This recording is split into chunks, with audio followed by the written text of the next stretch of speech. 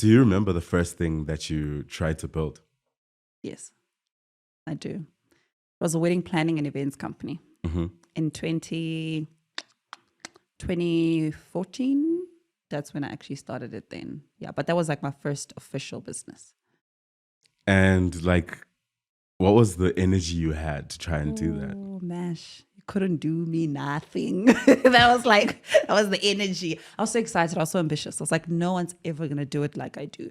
And I think it was the foundation of like my career and just everything I do on a social landscape. I was young. I was ambitious. I was, I just thought like I'm the best, like I went and I started studying for it. I was getting clients. I was getting my sales game on.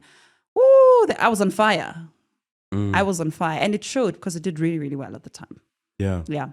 Do you think, your parents having a art store when you were young and you being around the energy of parents who were entrepreneurial, how important was that for your journey? Oh, very important, very, very important, but also very nerve-wracking because I think growing up in a home where people are running a business, you get to witness like the highs and the lows, right? You get to witness like this time our parents just bought a Jeep and life's good. And then like a year or two later, there's no car because things just went south in business. But I think it was very important, and it kind of just instilled a work ethic in me that is not bound to working hours because that never existed in our home. It's like you grind until the grind stops, so very, very key to the work that I do right now. So, leaving school, was that always the plan, So because you were around this entrepreneurial energy, it was just like naturally you wanted to start a business, or was there a path towards what is traditionally known as the path you're supposed to go on? It was a bit of both. So I was really like selling sweets at school, doing hair, just doing small little entrepreneurial stuff. But I think maybe at the time, and I don't know if I want to say it now, like, would you advise your child to be an entrepreneur? Like now? Yeah.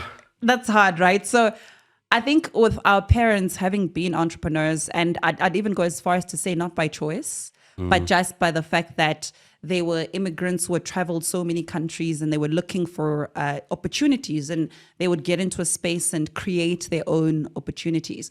So it wasn't by choice to them. And I think having gone through the ups and downs, they would obviously have witnessed like family members or friends who like the child became a doctor and like things are sailing because there's an income every month, and that's really good. So I think there was just this idea of like, maybe actually getting into like a professional field is going to like maybe bring some stability or like some, while I'm still doing all the other stuff. But when I finished matric, I wanted to go study radiology. And I remember I even registered to study radiology. But I also think like my parents and my dad in particular was in two minds, because it was like, go study and be a radiologist. And it's like, how about you register at like Wits Radio Academy? It's like, which one do you want me? They're like, you could do both. You can do this one, maybe do this one this year. So I think there was a bit of a dance there around what it would be. And maybe because I grew up in an entrepreneurial home, it's like they were also trying to figure out which way would be best for our children, judging on how things would have gone for them. So it was a little bit of both. Sure. Yeah. So going back to that first business that you tried, right? Yeah. Lavish Creations. Yes. So what does it look like to try and build out this events company as someone that, at least you took the time to try and learn what it would take to build a business like this? Yeah. But what did it take? Oh, I think it took, number one, investing in myself. And I think at that young age, I was 18 when I built that business. And, a lot of my friends were in varsity at the time. A lot of my friends were like dressing really fancy things. They were like living it up in varsity. And there were certain things I couldn't do because my money would be invested back into either like a course to upskill myself, or marketing to boost some social media posts, or my outfits so that I look a certain way when I speak to clients. I think it took a lot of sacrificing from being a young girl, like everyone else. I mean, I tell the story very often, but like my friends would go to like freshers balls, you know, and I mean, have never been to one to this point. I mean, I think it might be too late. Because now the culture is so different. Oh, it's no. like It's a different world. Yeah, oh my gosh. And it was one of those things I was like, I really want to do. And it was the freshers balls, it was the all-star era, you know, everybody wearing an all-star. Like there was just an era that I really wished I was part of, but I couldn't because I was building a business. So I was doing a lot of sleepless nights. And I think the sacrifice was also built with the pressure from my side that like, by the time these people graduate, I better not be behind. Because I think to even backdate, right? My father ended up passing away after I finished matric. So I then, because he was like, kind of like the main major provider at home, so I couldn't study because there's two incomes and now there's one, so certain things are limited, so I couldn't go and study further. And it was like, okay, now you just have to figure it out. And figuring out is like, I moved from being a scholar, so I went, and my first job was I was washing dishes at a restaurant, and then I became a runner, which is cleaning up the waiters, and then I became a waiter. And after I became a waiter for some time, and then I got the opportunity to be a receptionist. From a receptionist, the owner was like, I like you, and I like that you talk to people. You're such a go-getter. Let me train you to be sales and in events. And from there, then I was like, okay, I want to build a business out of this. So that for me was like, there was so much pressure to like, I gotta go hard because these people are in varsity for 4 years. And by the time they're out, in my mind, I'm thinking they've got jobs guaranteed for them. And I don't. So by the time they're earning what at that time I'd think like a 15,000 Rand salary, I better be making 15,000 Rand profit so that I can take care of myself. So it was a lot of pressure. When you think about like how this idea of being behind the people who are your peers, who are in different professions and have taken different paths, I think entrepreneurs have to have a very different mindset when you start thinking about the journey you've chosen versus someone else's. Can you talk about just the psychological and emotional, you know, turmoil you go through to try and navigate that? Like, I can't do what you guys are doing. My life is different. It's hard, Mash, to be honest. It's very hard because like if I can go back to that moment for me, right? Remember, I had secondhand business acumen. Like I just, from what I saw from my parents and my involvement in there. So I didn't really knew what it took to build a business. The idea was this is the only option I have because the job I have at the moment is not paying me enough. And if I sit at this job for a couple more hours or a couple more years, I'm not going to make it. So I need to build this opportunity for myself. It's something that I love. I've always been entrepreneurial. So it almost felt like that had to be a consequence to catching up with everyone else. And then time goes. And so I think in my case, it's like the business did really, really well. I got to work with like very prominent people. I mean, that's how I started getting speaking engagements because I was this young 18-year-old in business and I was doing really well. But what happens as time goes is you realize that the PR and the work and the quote unquote fame isn't always equal to the money in the bank. Then the reality is like, shucks. My peers are in their last year.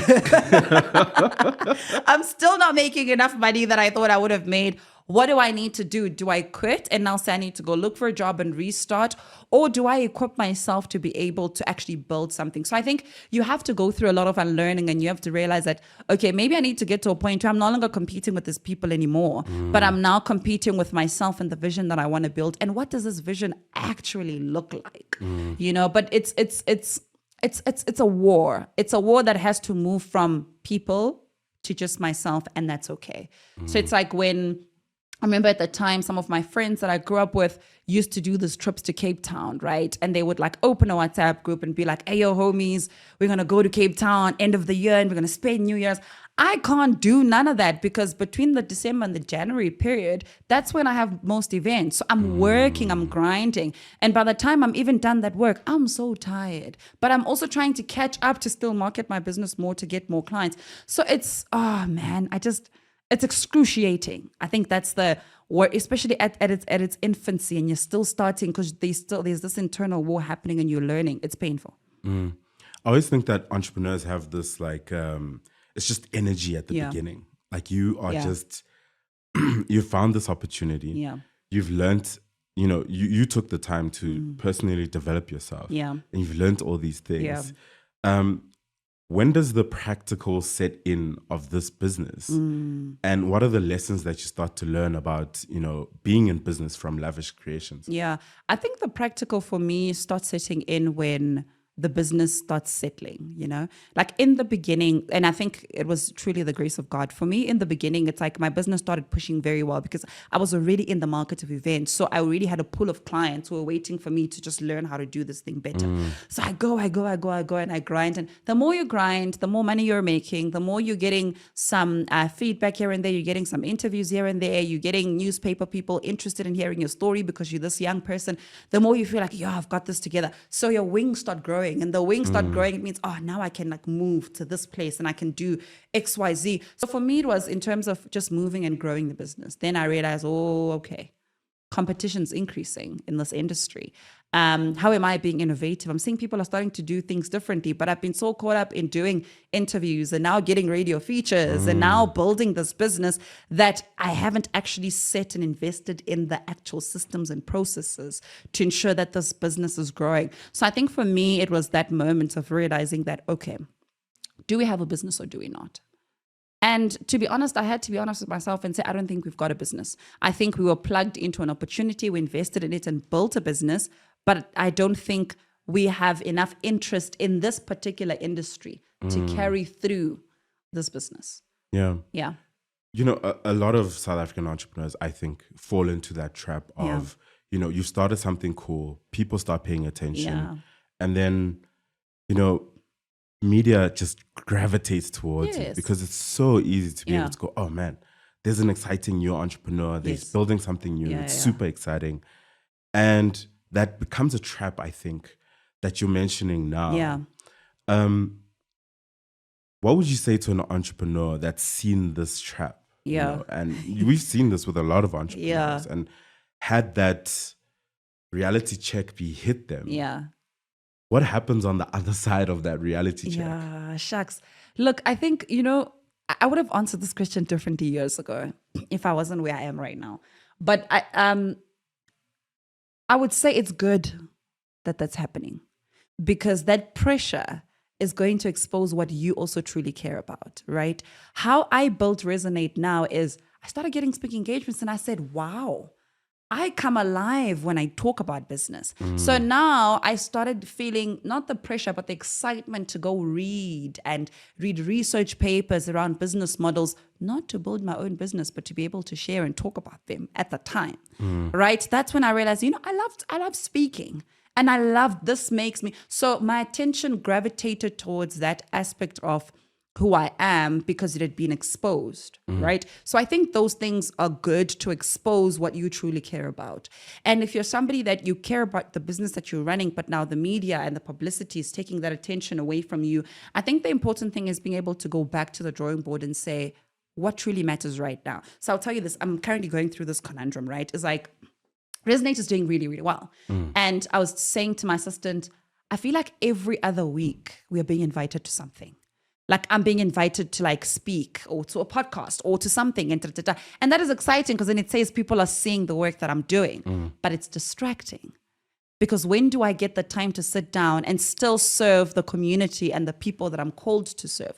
So I am currently having to go through a process of declining a lot of things, declining a lot of speaking engagement, declining a lot of podcast invites, because I'm just in a season where I'm saying currently what aligns with me is building this business. So I think that's what people need to care about is you realize that if you just keep grinding, these social media platforms will always be there.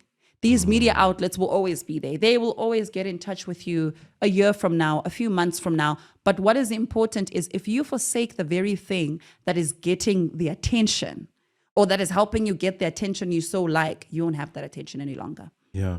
They forget about you. Sure. Well, thank you for accepting this advice. Oh, you're my buddy. I was like, hello, let's clear everything and go speak to Mash. But I genuinely enjoy chatting to you. But it's also like, we're not declining everything, right? But it's like what fits into what I do. Yeah. Do you get what I mean? It's like, cool, somebody will call me for an interview or a podcast. And I think it's great. They want us to have the conversation. But it's like, is it aligning in the season that I'm in right now? And I think for me, the conversations that we usually have always align with the work that I'm doing and the seasons that I'm in business. So that for me becomes very important. I think it's not saying I'm not going to take anything, but it's like, just take stock of what it is you're investing your time in. I know without a shadow of doubt that every time we conversate, I walk away with like, that was interesting. Guys, are we doing that? Like this light lit a bulb in me. What are we going to, so it's like, oh yes, I'm here and we're having this conversation, but I'm also like gaining, I'm also benefiting, I'm reflecting. And that's important for me. Yeah. You always, when you're speaking and when you're sharing the journey, and even now in this conversation, there's this clear relationship between personal development and the business growth. Yeah. Can you talk about how you think about these two things and how important they are to happen, in synchronicity in some way? Yeah. I think that and this is usually at its infancy, and as you're building and escalating, the growth of your business will usually be determined by how well you're doing. And I don't say like mentally. I mean, I was watching an interview, Diary of a CEO, Mr. Beast was talking to Stephen Bartlett and was talking about how, he's not doing really well. And part of the foundation of his business is the fact that it takes a huge toll on him mentally. And half, if not most of the time, he is like not okay. He's, mentally going through it. And I think it's great for Mr. Beast to say that at the level that he's at right now, because you already have a team that can take care of some of the things that are important. But you think about the infancy of you are the only one in the business and there is like, there's 5 people, or you've got a team of 10. Those people are feeding off you half the time, if not most of the time, right? If you're still alone, the invoice is not going to be sent unless you send it. The content is not going to be created until you create it. And what happens is that if you let what's happening in your head get in the way of the work that you need to do, you're not going to do any work. Yeah. Right? Mr. Beast speaks in that interview, was talking about how he was about a time he was so depressed, and talking about how like he spent, I think 12 weeks or something just in an airplane too. And friend was very exhausted, but he keeps doing it anyway. And I think that's what you need to learn as you grow in business, because usually business becomes very personal and we're so attached to it. It's like today, if I had a fight with my partner and I feel crappy about the day, it's like, then now nothing must happen and I just need to sit back and not do anything. It's like, ugh. You're not going to make any money at the end of the month if you are driven by your feelings and your emotions that are happening in your personal life. So for me, the call is, if you want your business to grow, it's going to be very important for you to work on yourself. And working on yourself is not like, I'm totally healed, I'm amazing, and life is good. No, just like know your vices and know how to navigate life through everyday life challenges, right? It's like, and this, we don't have good days every day. No. Like some days are so crappy and you have a client presentation. Some days it's like, I did not like what she said to me. Like like that hit me so terribly. You still have to film a podcast. Like it's like so many things will happen, but you have to show up, and you have to show up at the high level you. You have to show up at the level of you that you want everybody to perceive you as, not at the level of you that you feel today, because then tomorrow it will change. So I think working on yourself allows you to say, okay, I get that this is how I'm feeling, but I'm going to choose to park it here and show up today and do what I need to do. And then I'll deal with that maybe when I get home, or a bit later, or during therapy, or maybe throughout the day it'll phase itself. I don't know, whatever your coping mechanism, or, however you want to show up. But I think it's important that if you're building a business, you understand that the assignment is to the people and not to yourself. And if the assignment is to the people, it means that you must put others first and not you. So I'll even go further to say, I'm a new parent, right? My daughter's turning 3. And I'm just always like, I don't know how my life was before I became a parent, because I could be exhausted, Mash. Like I could be, finished. I can't do, but my daughter will come and say, Mommy, let's sing Baby Shark. You know what I will do? You will sing Baby Shark. But I will sing Baby Shark with enthusiasm, Mash. I will do the signs. I will immediately, I have to get into character, because I am thinking of this person. I'm putting this person first more than I'm putting myself first. And I think that's what entrepreneurship is about, is that I'm serving a certain purpose. And if I have to rock up at this interview and give value and show up for myself, my business, and my community, It means I need to go back to that Baby Shark moment, and I need to be in Baby Shark. Yeah. And my daughter's hilarious. So like, if you just do Baby Shark half-heartedly, she's like, no, mommy, let's do it again. You have to do it like this, because you must be there and you must show up. And I think that's just what it's all about. It's like, we're not showing up because we don't have issues or like nothing hectic is happening. We're showing up because the purpose and the plan is for the people, not for us. But you speak about purpose and service, right? Yeah. Was this the core motivation when you were building Lavish versus now with what you're building with Resonate? Oh, interesting. I think it was, but not to the extent that it is at Resonate now. At the time, I had an understanding that, and because I was in that environment, right? I saw people do events, I saw people do event deco, and how sometimes suppliers would treat people. And I just thought to myself, I just want to build beautiful experiences for people. Like, that's what I wanted to do at the time.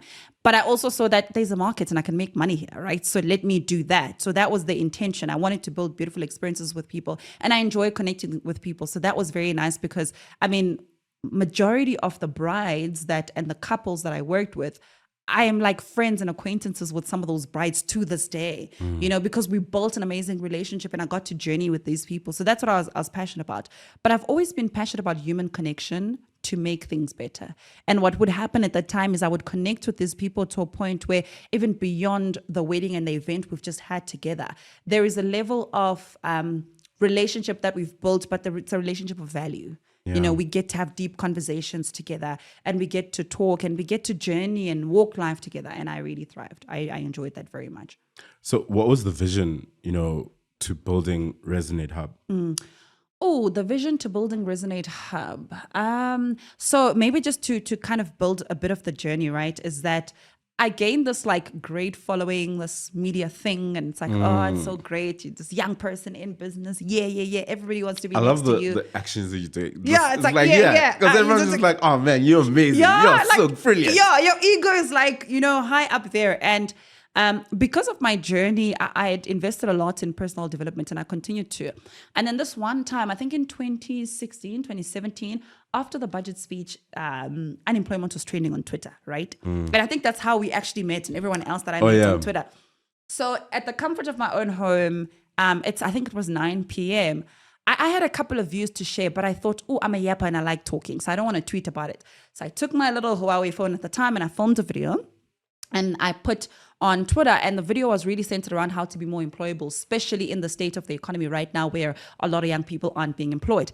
And that video trended and it went viral. And then a lot of people started using it as a talking point. And people said, well, how about you do a part 2? This is so interesting. Tell us more. And I thought, oh, you want to hear more? Okay, cool. Then the following day, I did a part 2. People were like, oh my God, start a YouTube channel. We want to hear more.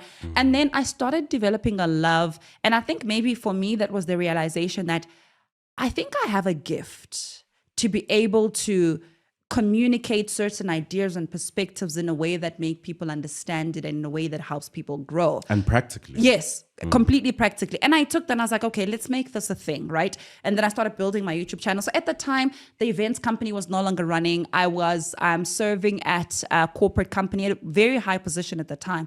And I was like, okay, this is something that I'm enjoying. So then my love for speaking and doing this then came. But I just didn't know what it looked like yet. I didn't know it would look like Resonate. And I just continued to do it. I just started putting content out there. We did a lot of Twitter spaces at the time and just conversing on Twitter. It's like, how do we build an entrepreneurship economy that serves the unemployment that we are so struggling with? Because if we say, yeah, corporates must do 1, 2, 3, we're not on corporate. We can't change that at the moment. But how do we come up with solutions quick, fast, in a hurry that is going to help our people and our young people get employed? And I was so invested in that conversation so much until over the years, and truly by the corporate environments that I was exposed in, I started figuring out, okay, what is the need here? How do we help people? Saying start a business is not enough because I don't know how to start a business, or the average person doesn't truly know. So how do we give them resources? How do we have conversations where we platform the resources that are there?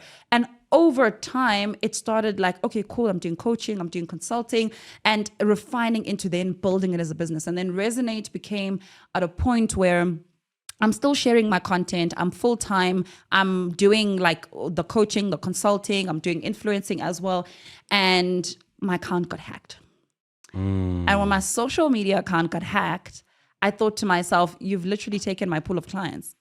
Where am I going to get my clients? And that's going to affect my income, and that's a problem. So I started rebuilding my social media platforms, and this is 2 years ago. And when I started rebuilding it, I thought, and I mean, Resonate at that time was launching, but it was more like, oh, I want to soft launch it. I'm good. Like, I'm making good money. I'm fine. There's no need to like make this a thing. And then as I was building, I thought to myself, how do I build an organization that is not dependent on social media? Yeah.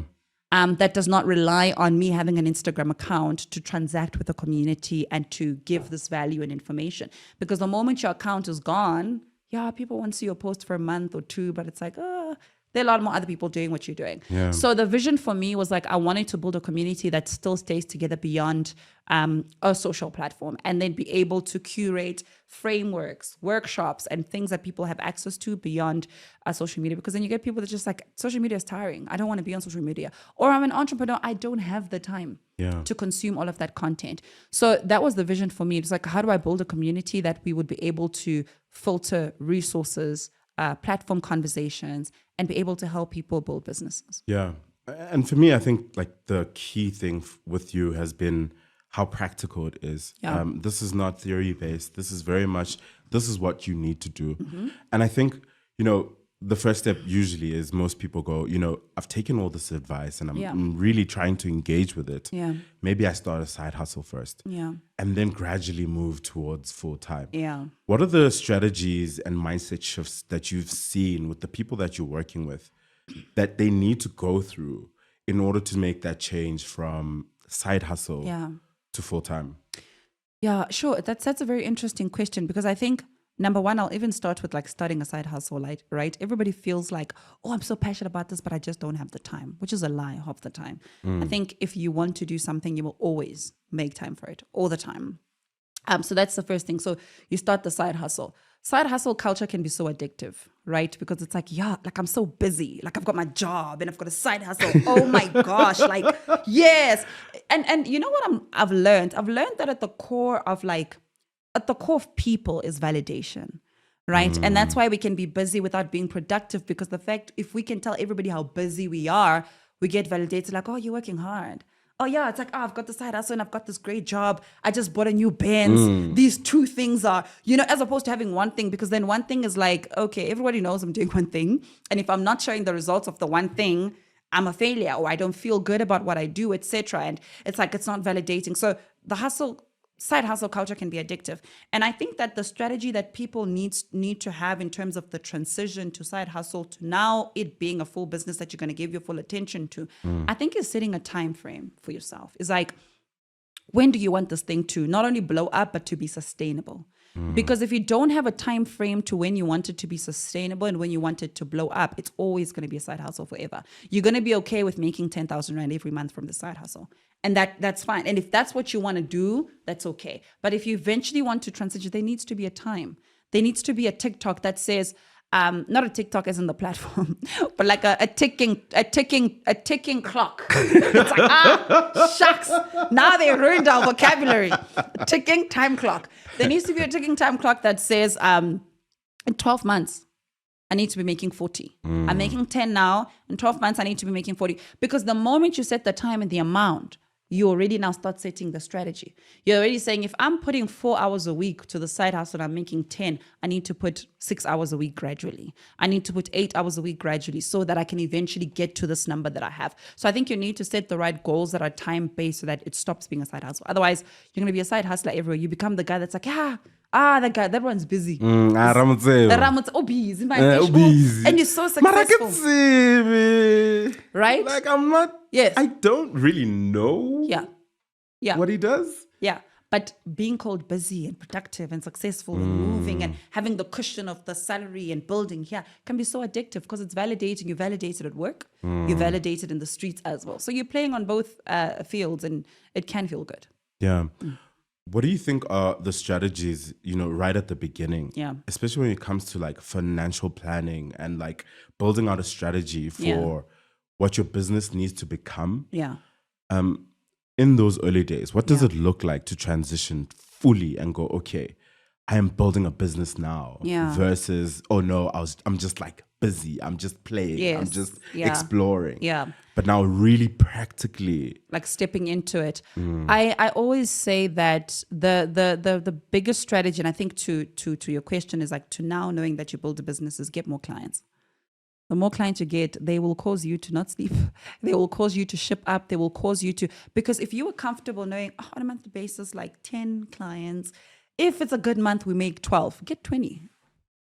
20 clients will cause you to ship up, will cause you to do more work, will cause you to now start setting the right systems together. So if you find that you are in a position where you're like, I'm comfortable in this business, is just here, chances are you only have an average amount of clients every single month. And you need to get more clients, because the more clients you get, they will demand a bit more from you. And essentially now we are spreading our wings. And because we're spreading our wings, the size of our clothes don't fit anymore. You know what I'm saying? Like there's certain things. It's like, for instance, if you're going to the gym and you're doing the same thing, it's like, okay, cool, because the results are still the same. But the more you start increasing your weight or things like that, what happens? You're bulking up. And now you have to start taking more protein or whatever gym people do. And because of that, it's like a cause and effect, right? And because of that, now you have to get bigger size clothes. Now you have to do certain things because now things are changing. You have to eat a certain way. So get more clients. More clients are the biggest way to give you pressure into being more strategic. And also getting more clients can also, to some extent, sometimes ruin your business, right? That's why I'm saying that if you are somebody who's being very intentional to this thing that you want to build, is get more clients. Because I think, we say to people, have the strategy with your 5 clients, have the systems, but people don't do that because they're like, there's no need. I can talk to my 5 clients on WhatsApp. I'm fine. I don't need to like build a whole CRM for my 5 clients because people don't see the need at the moment. But if we say, go get more clients, now they run and say, Michelle, I've been having 10 clients this time, I have 20. What do I do? Then we start setting systems. Yeah. Yeah. In this sort of process of building up your capacity and testing how far you can go, the whole idea of balance starts to shake a lot. Completely. And the idea of balance, when you're pushing what your business can be able to do and building out these systems to really grow it, it starts to affect what it looks like with, your partner, what it looks like being a mother. Absolutely. How do you, navigate that idea of balance and how should people approach it? Ooh, I hope you ask the men that as well, because absolutely. They have to. My last guest said he had just experienced a breakup because his partner was like, no, my brother. It's like, no, I cannot do this. You don't this have is the concrete jungle. Your life is set up for this. So trust me, I am very fair with these things. It's like, it's interesting. So I have stopped using the word balance and I now use the word harmony. Because I say this all the time, and I think I love thinking in like pictures and analogies because it helps me understand things better. And I think that's the practicality of life, right? It's like nothing is new under the sun. However, how you want to express something is already curated by other nature or something else that naturally exists.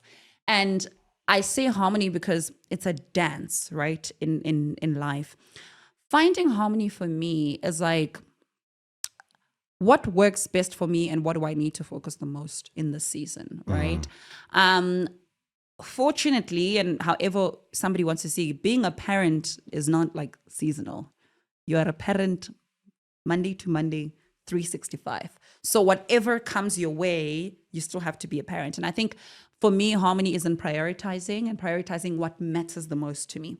What matters the most to me, and I think in all seasons of my life, what I thrive to matter the most is my relationship with God, my mental well-being as a human being, my marriage, my relationship with my husband, and me being a good mother to my child, and just creating an environment within our home that is conducive for these things that I want. For me, those are top priority, and then becomes my work and my life's work and the things that I do. So how I dance with those is, my friends call me very intense. And I think somebody said to me, we can tell from like how you speak in your videos that like you're a very intense person. So I thrive on schedule. I thrive on timestamps.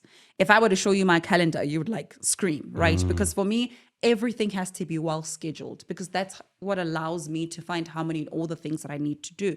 So for instance, I've been speaking so much about this because it's been my new way of finding harmony, right? It was easier at the time because my daughter wasn't going to school, but now my daughter goes to school. So it means that by the time I get home, there's some catching up we need to do. So my day can't start the way that it used to start in the past. So now I have to start my day early at like 5 a.m. because I need to have time for myself. I need to have time for my spiritual being, which is like reading my Bible, spending time with God. I need to have time to go to the gym and work out. And then I need to have time to come back and potentially catch up with my husband and then go drop off my daughter to school. And only then can I. So I need to make sure that by 8 o'clock, I've done all of those things that matter to me and I've covered all those areas.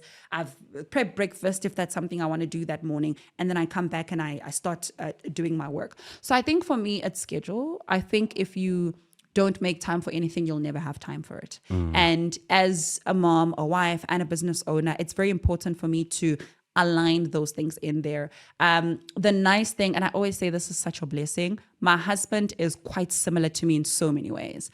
In the fact that like we are all just like hardcore grinding people. And we do not mind going for a couple of days, just going, hey, you okay? We good? Just kind of checking in on each other because we understand that this season calls for that. Like I'm busy with the Sales and Entrepreneurship Summit at the moment, which you're going to be speaking at. Which I'm excited about. I'm so excited. And by the grace of God, my husband's also busy with like new projects. So we currently both like very, like hectic at the moment, and we'll check in with each other here and there, but we're able to communicate that, hey, and sometimes if it's like he's got something hectic, he's able to say, hi, babe, for the next few days, I'm going to be a bit, in my zone, in my flow. I'm here. I'm okay. But it's just for me to be aware that, okay, because it's like this, I might not get the 2-hour breakfast coffee sessions every morning, or I might not get the oh, hey babe, let me just tell you what happened today. But it's for that moment. It's not this is how things are going to be. He's communicated and I'm able to say, okay, so what should I do? Maybe instead of reading 1 book a week, I can do 2 now, because I've got that extra time that I used to. And I can also maybe grind and focus on this. So I think it's finding that harmony and communicating with people around you and everything, right? It's with time. It's my husband and I we've been intentional. We're doing date time every week because we realize if we don't schedule it, it's not going to happen. Yeah. We like bump into each other and just like, hey, it's been a week. How you doing? Like, are you okay? I actually forgot to tell you that. I mean, we used to have these arguments with my partner where it's like, because when you're married, right, life is integrated together. Or when you're in partnerships. I don't know. So life is integrated together, right? Yeah. A family member calls me or my husband to say, oh, we are inviting you guys to this thing, right? And because I'm so busy, I forgot to tell my husband. And I just thought, we are invited. He's obviously coming. And then I wake up Saturday morning and I'm trying to get ready. I'm saying, babe, why aren't you getting ready? He's like, because I'm busy. Why? And I'm like, yeah, but we have to go to that thing. And it's like, I completely forgot to tell him that we have that family thing on that morning. And I assumed that I did, or I don't know, whatever. Or the same thing happens, or we've been invited to a close family's baby shower or a baby birthday. And I thought we all knew. And now it's like, oh, so now it's just giving each other grace. Like, oh, I actually forgot. There's this thing today at 10 o'clock. And he's like, yo, I literally have a meeting at 8:30 on a Saturday. Yeah. So I can't make it. So I think it's finding harmony and not taking anything personal and just realizing that we're building. We're both in our building phase. And obviously prioritizing then our marriage and our children to say, listen, if kid stuff, we don't compromise. We will leave everything and we'll baby shark. That's what we're going to do. Yeah. I like how you talk about building systems in business, but now also really exploring building systems in your personal life in order to make everything else work as well. It's so important. Like, and my girlfriends normally say to me, you run your home like a business. And my mother-in-law and my mom say they call my house a military base camp. Literally. They say, my mother-in-law laughs about this and she's like, you run a military base camp because everything is time-based. My daughter goes to sleep at a certain time. My daughter eats spots. Like there is a system in how things are done. There's a turn down system, like windows are closed, curtains, the house is locked. Dinner in this house is had at 6 o'clock. If you miss dinner, please don't expect anyone to dish up for you. You're going to it's now self-service, but we've locked up. We've done this. By this time of the day, My house is shut down. It's quiet. It's silent. Whether you want to sleep or you want to work, that becomes. So for me, I think setting those systems, that's how businesses work, right? And that's how big corporates work at the same time. It's like there is an opening schedule. We know how things are done when the receptionist comes in, how she, opens the windows and switches on the aircon. Why can't we do the same in our homes? And I think for me, doing that in my house, we've thrived very much where like we schedule therapy. Do you know what I mean? Like it's in my calendar, and not because like, I'm currently going through something, but it's like, I need some centering at some point. So I schedule that. We'll schedule date night. And sometimes if things are hectic, my husband and I will even schedule like outside of date night, just time for each other. Like I will send him a calendar invite for coffee. Like, let's just catch up. Like maybe, things are a bit hectic, but let's just catch up and touch base. So it's important. You've faced very significant challenges and been very open about them, whether it's, financial struggles or personal loss. How have those experiences shaped your resilience and your approach to entrepreneurship? They've showed me that there's nothing I can't get past. More than anything, I think everything that I've been through to this point just has made me realize that, man, like, I'm great. Like I'm good. And I think for me, it's like I've always known but doubted. But after having a baby, I was like, excuse me. Like, and I always say to people, I think having my daughter gave me wings. It made me superwoman. There is nothing like, dude, I don't care what anybody or anything throws at me. There is nothing I can't swing back at and do better. And maybe it's the weight of the responsibility of this person now watching me, of like this, I'll tell you something funny. And it made me realize how like kids are watching. So because my daughter's 3, she's a yapper like her mom. And my daughter mimics how I speak on phone calls, right? Like she'll pick up a phone and go, hi, yeah, thanks, bye. Ooh!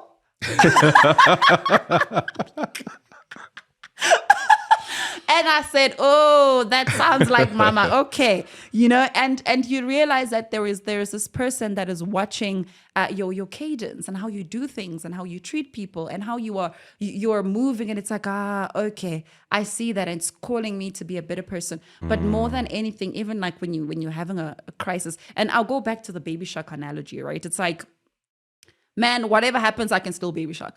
Like that is the thing for me, is like, I can swing at anything, Mash. I can swing, I can restart, rebuild.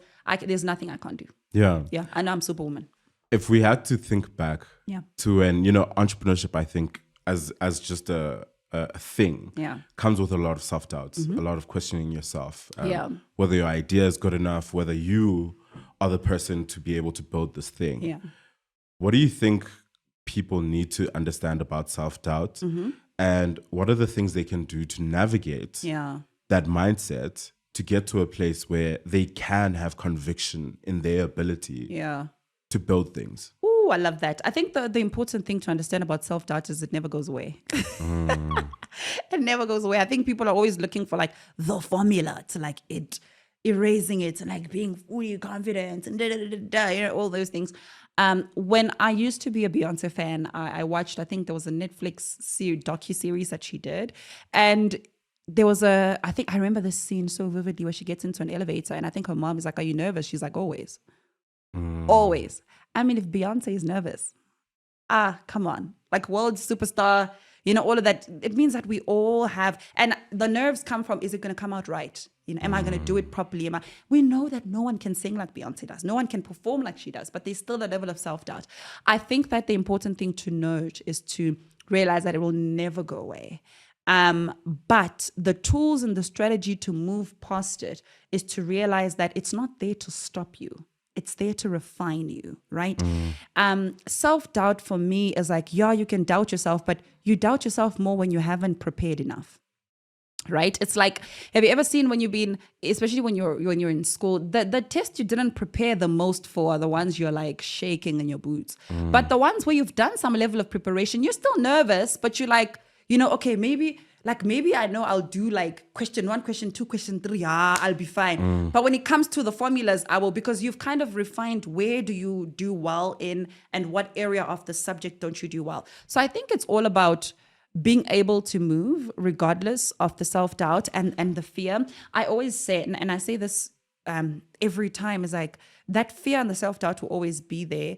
But I always encourage people to fear the regret of not having taken action than they fear the actual work. And I think for me, that's the biggest drive. It's like, man, I'm so scared of doing this. I'm so scared, but I'm even more scared of not doing it, because the fear of not having done it has evidence, and the evidence is you didn't do it, right? But the failure is like, okay, whatever. So I think it's very, very important that you take action and that you do it regardless of the self-doubt, but it will never go away. If you're waiting for the day it goes away, you'll never take action.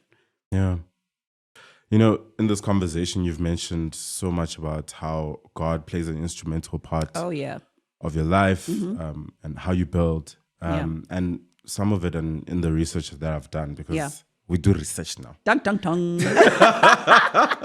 I swear, like I think back in the day, I was very much winging a lot of like conversations, because it came from energy and passion. Yes. But now it's like there needs to be a lot of preparation to do this work, and even in the answer you just gave now, you speak about entrepreneurship being very similar to servanthood, and you know, absolutely.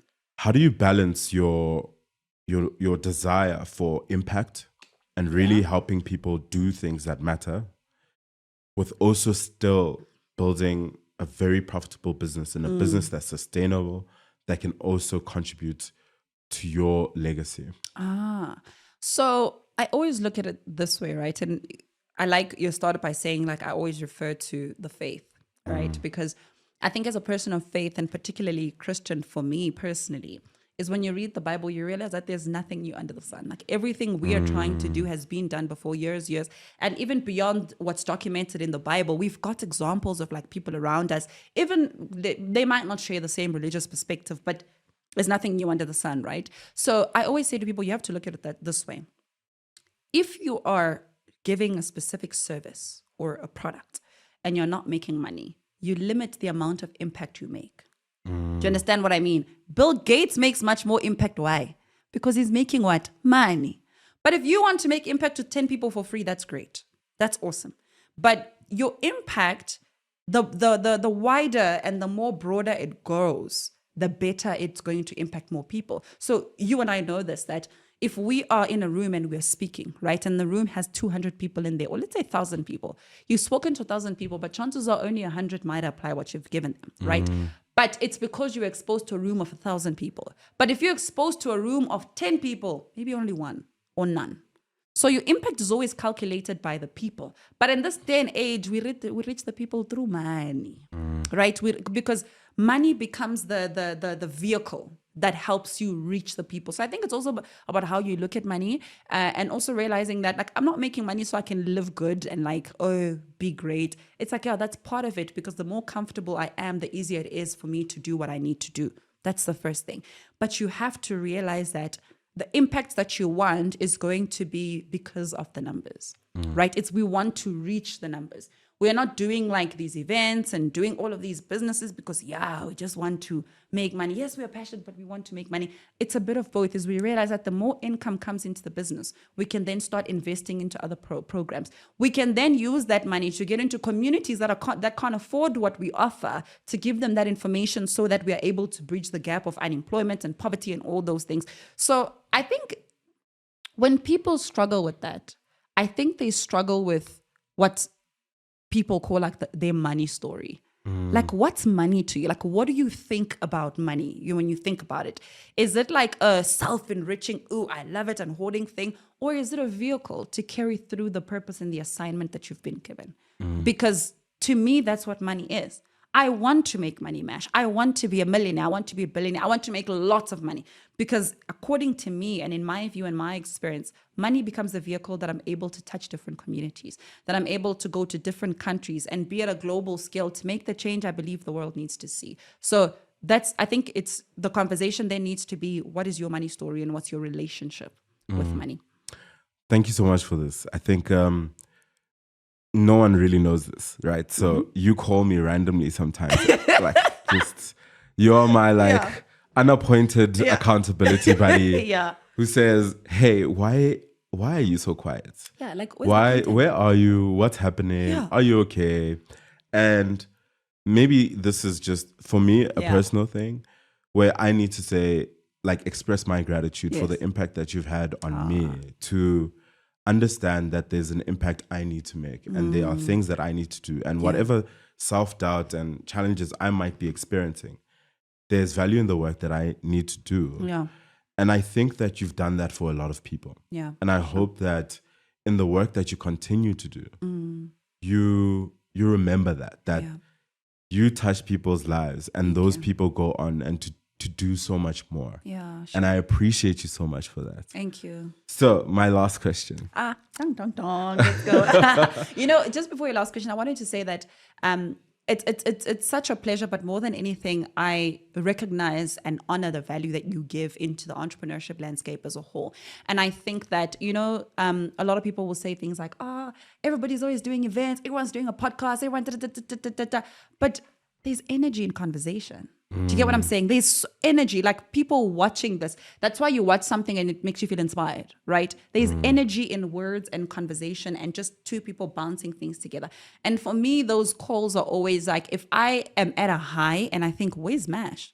He hasn't posted in 3 days. Oh, he's going to hear from me today. And I'm like, hey, yo, bro, what's up? What's going on? Where's the content, And I think for me, it's like, it's like an energy transfer that I'm trying to do, because there are people that also speak into my life that give me an energy transfer. I'm just like, I'm in the office and there's so much admin and just one call, and it doesn't have to be long. Our calls are always very short. Like it's like a minute even tops, or 30 seconds. It's just like, hey, bam, bam, bam, let's go. Let's rock. But it's that energy transfer that is so important. And I think is at the center of the work that both you and I do, is like, we put these platforms together to say, we want you, yes, to get these resources, to get this information, but it travels with the energy that I'm hoping will carry you for this week or for the next coming days, while you consume other things, to realize that we can still go and we can still grind. So I think that's why that is important, especially within like my circle of influencers. Like I'm willing to like call you and like scream and shout on the phone for like 10 seconds. Like, bro, come on. I was just like, oh man, she's calling me again. Because I'm like, did you not hear me last time when we spoke? We got work to do, sir. So yeah, that's always very it's very good to like be able to transfer that energy, especially when I'm like in the zone. I'm like, where are my peers, man? Like, what's happening? And sometimes you're posting and you're doing great. So I'm like, hey, I just called to say hi, what's happening? Just that energy transfer is always like a good pick me up. And I think it's a good pick me up for the next person as well. Yeah. What is one thing that you know now that you wish you knew at the beginning of your journey? Ooh. That's an interesting question that I wish I knew at the beginning of my journey, is that your money is there. The money that you want to make, the people that you want to buy from you are there. I think when you start off, you go through a price war or a money war and you think, will people will somebody be willing to pay for this course or this resource or this that I'm wanting to do? Or, and you because initially you encounter people that want to undercut your pricing or get discounts, and you're also still refining your product, so you don't know how far it can go with like the pricing. You don't know how even like widespread your offering can be. You doubt a lot, and maybe you start thinking, will people even pay for this? And I think that that's something that I know now, that like my money is here. Somebody's got my money. And I just need to be valuable enough for them to make that transaction. But somebody's got my money. Yeah. Thank you. Thank you for having me. I really enjoyed this. Thank you. And I'm so glad to see you bringing content back. Thank you.